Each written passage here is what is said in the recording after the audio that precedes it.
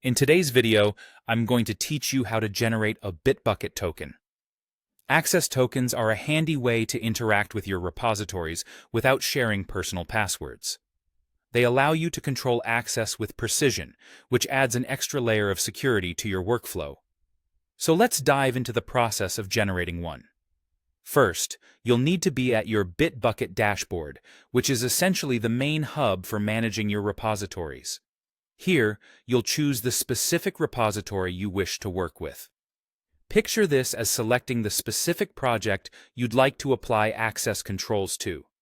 Once you've selected your repository, shift your attention to the left sidebar. It acts as the main navigation tool, guiding you through various settings options. You need to navigate to Repository Settings. This section is pivotal, as it displays all the customization options available for your chosen repository. Within this menu, look for the Security tab and then choose Access Tokens. This is where the magic happens. Once you're in the Access Tokens section, look for the option to create a new token.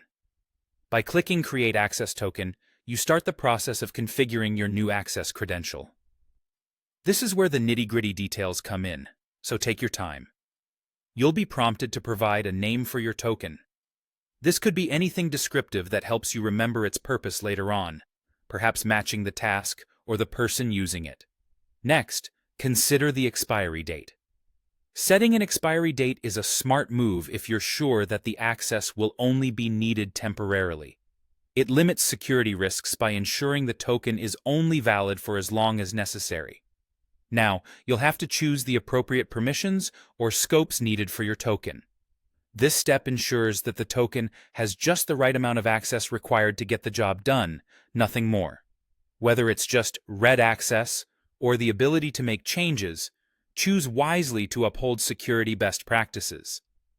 Once you've configured all these settings to your satisfaction, it's time to click Create. Be prepared for the next crucial step: copying the generated token.